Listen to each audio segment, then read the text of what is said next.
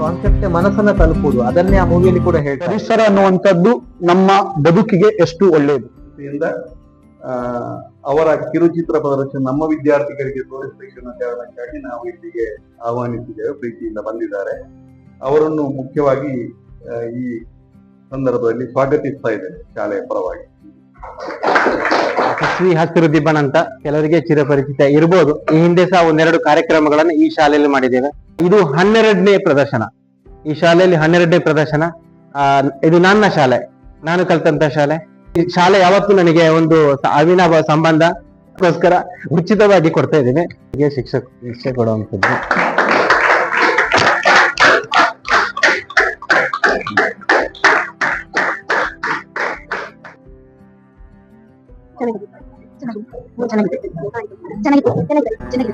ನಮ್ಮ ಹುಟ್ಟುಹಬ್ಬದ ಹೊತ್ತು ಗಿಡ ನೆಡ್ಬೇಕಂತ ಎಣಿಸ್ತೇವೆ.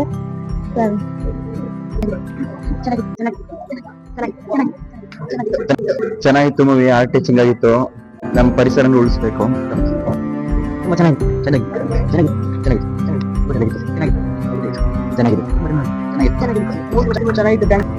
ಈ ಮೂವಿಯಿಂದ ಪರಿಸರವನ್ನು ಎಷ್ಟು ಬೆಳೆಸಬೇಕು, ಪರಿಸರದ ಮಹತ್ವವನ್ನು ಕಲಿತೆ.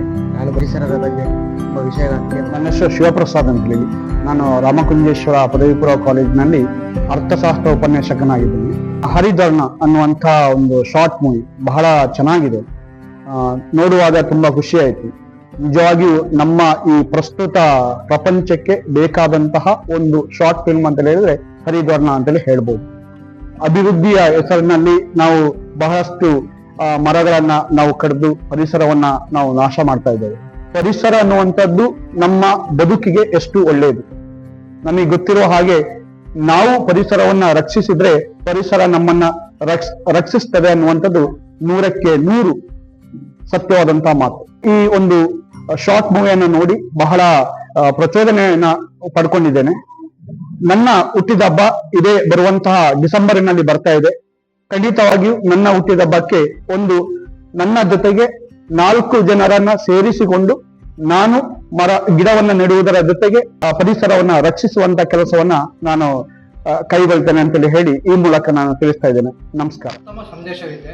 ಪರಿಸರ ಉಳಿಸಿ ಅಂತ ಮಕ್ಕಳಿಗೆ ಅದು ನಾಡ್ತಾರೆ. ಅಂದ್ರೆ ಪರಿಸರ ಉಳಿಸಿ. ನಮಸ್ಕಾರ, ನಾನು ಚೇತನ್ ಎಂ ಅಂತ ಹೇಳಿ ಶ್ರೀ ರಾಮಕುಂಜೇಶ್ವರ ಪದವಿ ಪೂರ್ವ ಕಾಲೇಜಿನಲ್ಲಿ ವಾಣಿಜ್ಯ ವಿಭಾಗದಲ್ಲಿ ಅಧ್ಯಾಪಕನಾಗಿದ್ದೇನೆ. ಹಾಗೆ JCI ಅಲಂಕಾರ್ನಲ್ಲಿ ಕೂಡ ಸದಸ್ಯನಾಗಿ ಸಕ್ರಿಯವಾಗಿ ಕೆಲಸ ಮಾಡ್ಕೊಳ್ತಾ ಇದ್ದೇನೆ. ನನಗೆ ವಿಶೇಷವಾಗಿ ಹರಿದ್ವರ್ಣ ಅಂತ ಹೇಳುವ ಶಾರ್ಟ್ ಮೂವಿಯನ್ನು ನಾವು ಇವತ್ತು ನೋಡಿದ್ದೇವೆ. ಇದರ ಹಿಂದೆ ಇರುವಂಥ ವ್ಯಕ್ತಿಯೇ ಕೇಶವ್ ಸರ್ ಅವರು. ಕೇಶವ್ ಸರ್ನ ನಾನು JCI ಅಲಂಕಾರ್ನಲ್ಲಿ ಅಲಂಕಾರ್ನ ಮೂಲಕ ನಾನು ಅವರನ್ನು ಭೇಟಿಯಾಗಿರುವಂಥದ್ದು. ಅವರನ್ನು ಸುಮಾರು ವರ್ಷಗಳಿಂದ ನಾನು ಅಬ್ಸರ್ವ್ ಮಾಡ್ತಾ ಇದ್ದೇನೆ. ಪ್ರತಿ ಕೆಲಸಗಳನ್ನು ಕೂಡ ಬಹಳ ಪರಿಣಾಮಕಾರಿಯಾಗಿ ವಿಶೇಷವಾಗಿ ಮಾಡಬೇಕು ಅಂತ ಹೇಳುವ ಪರಿಕಲ್ಪನೆ ಅವರದ್ದು. ಅದೇ ಪ್ರಕಾರವಾಗಿ ಅವರ ಮಗಳ ಜನನ ಆದಂಥ ಸಂದರ್ಭ ಇರ್ಬೋದು, ಅವಾಗೇ ಇದ್ದಂಥ ಒಂದು ಕಷ್ಟದ ದಿವಸಗಳು, ಅವರು ಅದರಲ್ಲಿ ಅನುಭವಿಸಿದಂಥ ಕಷ್ಟಗಳು, ಆಮೇಲೆ ಆ ಸಂದರ್ಭದಲ್ಲಿ ಕೊರೋನಾ ಇತ್ಯಾದಿಗಳು, ಇವುಗಳ ಕಾರಣದಿಂದಾಗಿ ಎಲ್ಲರೂ ಅನುಭವಿಸಿದಂಥ ಕಷ್ಟಗಳು, ಆ ಕಷ್ಟದ ದಿವಸಗಳಲ್ಲಿಯೂ ಕೂಡ ಇವರಲ್ಲಿ ಪರಿಸರದ ಕುರಿತಾಗಿ ಏನೋ ಒಂದು ಮಾಡಬೇಕು ಅಂತ ಹೇಳುವ ಒಂದು ಆಲೋಚನೆ ಮೂಡಿರುವಂತದ್ದು. ಅದನ್ನ ಸಮಾಜಕ್ಕೆ ಏನಾದ್ರೂ ಮಾಡಬೇಕು, ಪ್ರಕೃತಿಗೆ ಏನಾದ್ರೂ ಮಾಡಬೇಕು ಅಂತ ಹೇಳಿ ತಮ್ಮ ಮಗಳ ಮೊದಲನೆಯ ವಾರ್ಷಿಕೋತ್ಸವದಕ್ಕೆ ನಮ್ಮನ್ನೆಲ್ಲ ಕರೆದಿದ್ದು, ನಾವೆಲ್ಲ ಹೋಗಿದ್ವಿ ಕೂಡ. ಅಲ್ಲಿ ವಿಶೇಷವಾದ ಕಾರ್ಯಕ್ರಮ ಶುರು ಮಾಡಿದ್ರು. ಈ ಹಸಿರು ದಿಬ್ಬಣ ಅಂತ ಹೇಳಿ ಗಿಡ ನಡುವಂತ ಕಾರ್ಯಕ್ರಮ. ರಸ್ತೆ ಬದಿಯಲ್ಲೆಲ್ಲ ಗಿಡಗಳನ್ನು ನಡ್ತಾ ಹೋಗಿರುವಂತದ್ದು, ಬೇರೆ ಬೇರೆ ಇಲಾಖೆಯವರ ಸಹಕಾರವನ್ನು ತೆಕ್ಕೊಂಡು ರಸ್ತೆ ಬದಿಯಲ್ಲಿ ಗಿಡವನ್ನು ನಡೋದು ಮಾತ್ರ ಅಲ್ಲ, ಅದರ ಪೋಷಣೆ ಕೂಡ.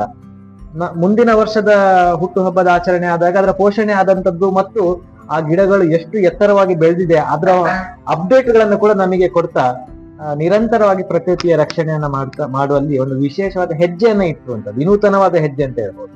ಆಮೇಲೆ ಹರಿದ್ವರ್ಣ ಅಂತ ಹೇಳುವ ಒಂದು ಶಾರ್ಟ್ ಮೂವಿಯ ಮೂಲಕ ಜನರಲ್ಲಿ ಮನಸ್ಸನ್ನ ತಲುಪಬೇಕು ಅಂತ ಹೇಳುವಂತ ಒಂದು ಆಲೋಚನೆ ಮಾಡಿದ್ರು. ಯಾಕಂದ್ರೆ ಪೇಟೆಗಳಲ್ಲಿ ನಮ್ಮ ಈ ಹಳ್ಳಿಯಲ್ಲಿ ಮಾಡಿದಂತಹ ದೊಡ್ಡ ದೊಡ್ಡ ಕೆಲಸಗಳನ್ನ ಮಾಡ್ಲಿಕ್ಕೆ ಸಾಧ್ಯ ಇದೆಯಾ ಗೊತ್ತಿಲ್ಲ, ಜನರ ಮನಸ್ಸನ್ನ ತಲುಪಲಿಕ್ಕೆ ಸಾಧ್ಯ ಇದೆ ಅಂತ ಹೇಳುವಂತದನ್ನ ಅವರು ಕಂಡುಕೊಂಡ್ರು.